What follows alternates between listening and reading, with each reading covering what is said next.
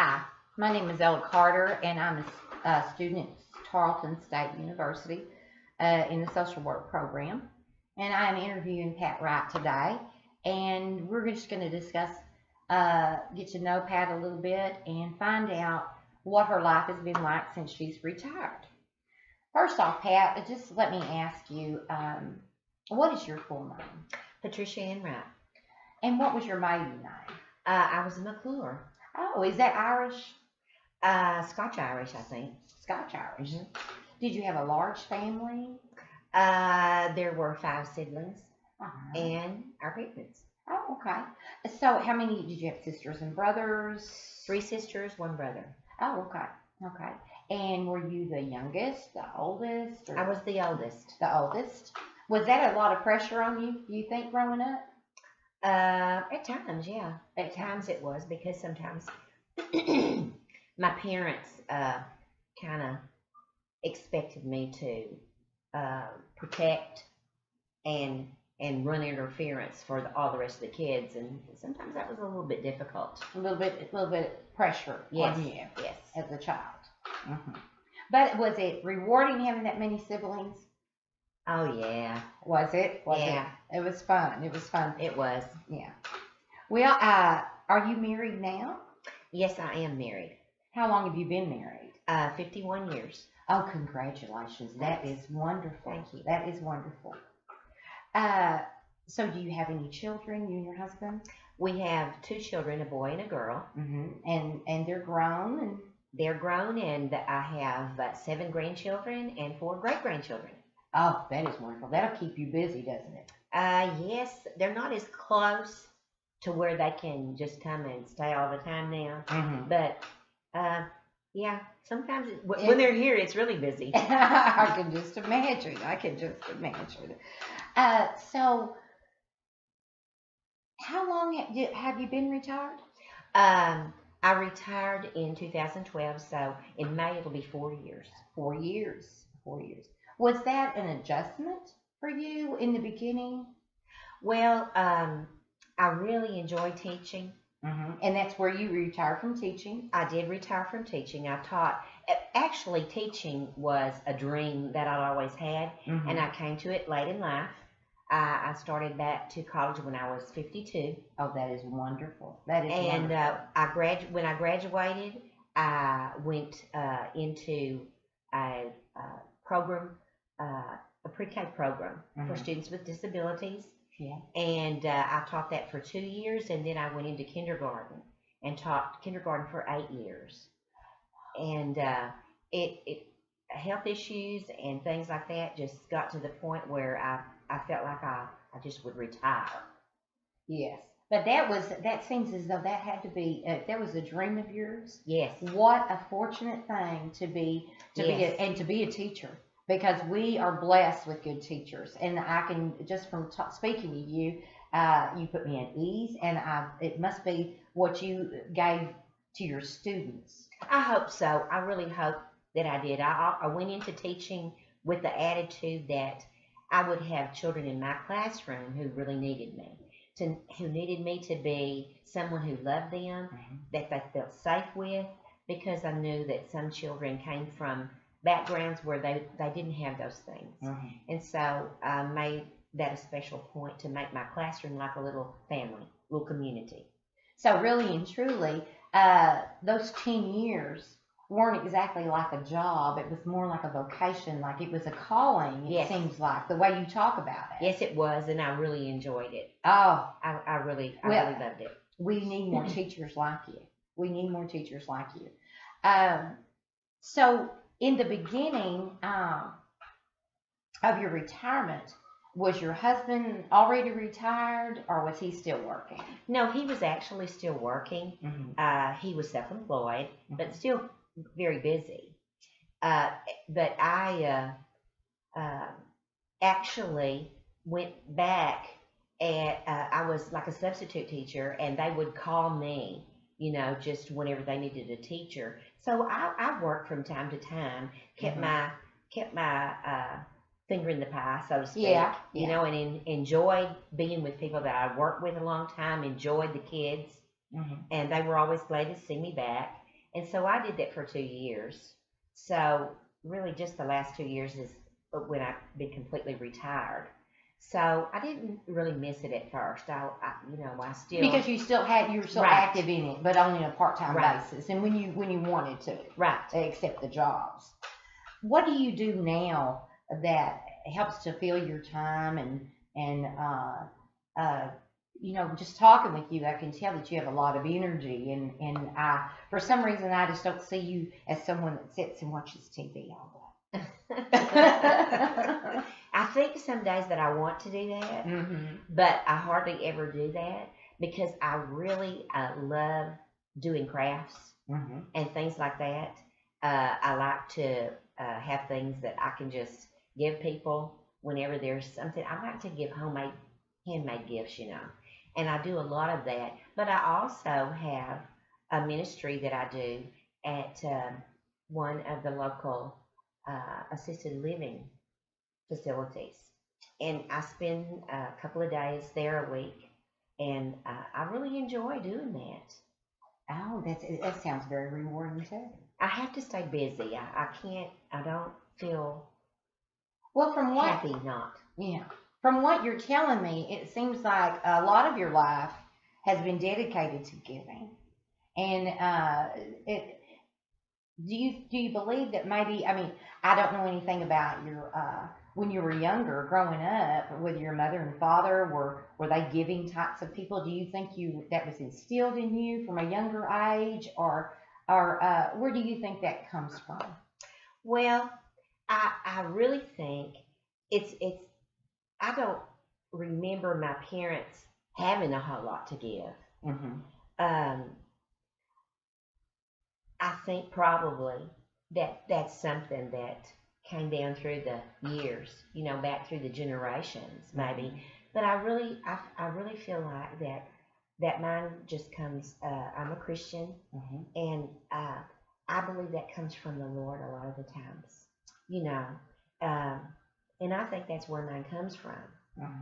And I'm glad that I can do that because I really believe that we reap what we sow, and if I give, one day I'll be in a place where I have to receive, and I don't want to feel bad about receiving, having not ever given before, and so I like to do that.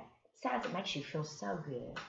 And so I imagine in the community that you're serving in now, your ministry with at the assisted living home, you see a lot of people that you can be involved with and give to. Do you feel as though they give back to you in this service? Oh yes, Oh, they're just like family. And you can just feel their love for you and how much they appreciate what you do for them. I mean, they tell you that all the time, but if they didn't tell you that, you could still feel it because they're the sweetest, most loving people in the world. oh. And how long have you been active in this ministry?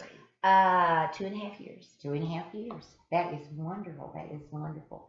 Uh, what is it that do you believe that in what you do and how you give, you have grandchildren and you have children, grandchildren, and great grandchildren.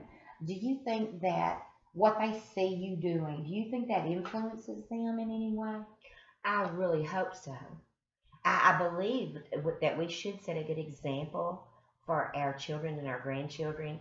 And I think if they see you doing something and you really love doing it, a lot of people do things out of a sense of duty, and I'm not saying that's wrong, but I just think we influence people more when we do it from love than we do from just a sense of duty.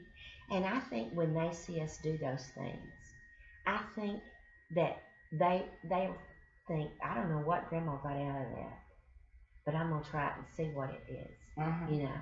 Or sometimes they just come to it just because maybe naturally, you yes, think naturally because they see it in you, and they it's part of what them growing up. yes, They see your actions and they see how you are. I believe that children are very astute, don't you? I do. And really cutting to the quick. They know what you really feel. Yes, If I they can think they so. can spot a phony. Yes, they will. And I know you probably know that you're aware of that, especially in your teaching. Right. You know that how real they can be. Yes. Yes. Well, what about your husband? How does he feel about you being involved in these certain things? And are you still active in your church? I know this is a ministry. Does that come from your church? Is it part of an affiliate from your church, or how does all that work together? Well, we are under the umbrella of our church. We have a team that we work with on Sundays, and we do a Sunday service, and then we have a team that does visitation during the week, and that all does come under the umbrella of the church. And we have a very good, supportive church, and I'm really thrilled about that. And my husband also is very good support. Oh, that makes a difference, doesn't it? He does not go, but when I come home, he knows names. He asks about people by name. If there are people that he has known other times, in work or whatever, then he will ask about, will you go see them today? I mean, he knows them from another, during work or something, and he'll say, he's out there, would you go see him? Or something like that. He's and he never complains about the time that I spend there or the time that I spend in making things to take there or anything like that. He's all for it. He talks sometimes about moving to the lake, and he said, but we can't do that because you'd be too far away from your job at the home. Well, from what I'm hearing then, he is really actually listening to you if he remembers their names and ask about them and can relate to stories you've told him. So really and truly he is involved. He is. He's a part of it. Because that makes you feel very good I'm sure, when you come home and y'all can discuss what's going on at the assisted living and the nursing home. Yes. That makes it even more so rewarding. It's very rewarding. That has a lot to do probably with I'm getting the feeling that you're happy with retirement. I love it. Okay. I love it. Okay. Well, I think that makes a whole lot of difference if we find something to do. If we've been active before, that we find a new activity, some way of giving or whatever, in what you're doing. Yes. That keeps us young, I believe. I do too. I believe it keeps us young and involved in things. What other activities do you like to do? I mean, is there what I want to get from this interview, in case someone else is going to view it, and someone that might be retired and finding it difficult to be involved. Maybe sometimes people don't have family. Sometimes family's far away, and if they've done a job all their lives and they find themselves without that job, do you have any recommendations to them? Anything that you could say to them that would help them if they just feel as though they don't have anything else to give? I think that there are places anyone can go that need volunteers. And I think that, and you might try something and it might not be what you want. And don't stay with it if it's not something that makes you feel rewarded. Right. But just keep going, keep looking. People are needing volunteers everywhere. Volunteer somewhere until you find your place. And when you find that place, stick with it. Because I'm going to tell you, it will become a relationship. It won't just become something that you get up and do every day. You'll have a relationship with the people you work with, the people you serve. And I think that's what is the most important thing.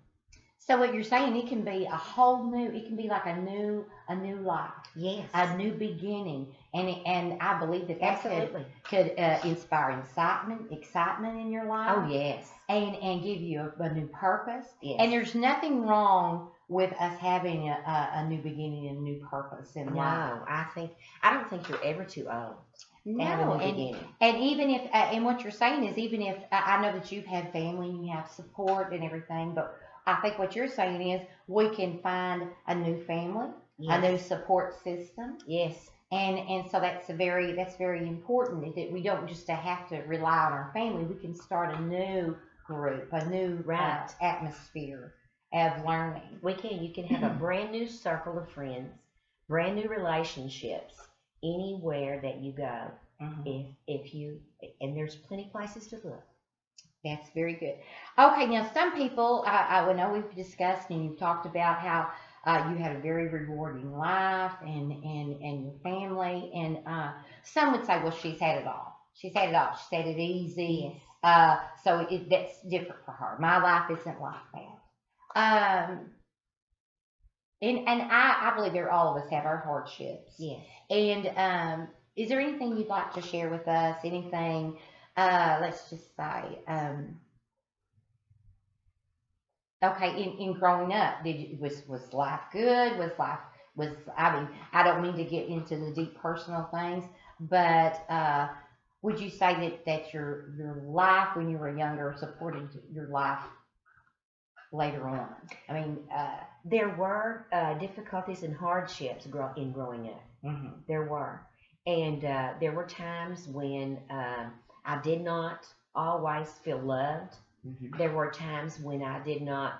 Um, well, I felt like there was a lot on my shoulders, and I was just a child or just a teenager mhm, sometimes because I did feel like that I had to do things and take care of things that should have been taken care of by uh, our parents. mhm, But um, and so there was times when it was really very hard, mhm, really very hard.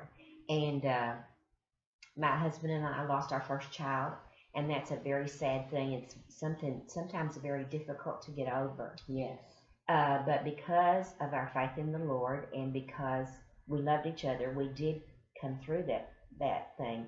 He's had several times of like when he's had very critical illnesses, and those have been hard times too. mhm, But um, it's just been one of those things the Lord has seen us through, and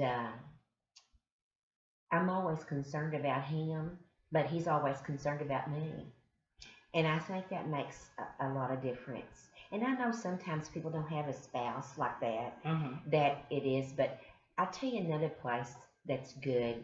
If our siblings are wonderful. I have wonderful siblings, mhm, and there's so much support to me. mhm. But you know, people who don't have family, I believe a church family It's is important, important because if you have a church family, they're there for you. and it's a sense of community, a It sense of is. belonging. It is. And you know, a lot of times people just do not have, they didn't grow up to have, some people don't have siblings, some people aren't married at the time, maybe they've lost their spouse, Mhm, or maybe they've never been married. But you have a wonderful family, and a church family, because they're your sisters and brothers in the Lord, and I just believe that they're going to be there for you. They've always been there for me. that is good advice. That's good advice that people could go and get involved in the church, Yes, and from there they could. There's all kinds of things in churches that they could get involved in, yes, and would help them to have something to do, especially after retirement, even before retirement. yes. Uh, that is a good place that a person could possibly start. Um, I've really enjoyed talking to you. It's been very rewarding to me.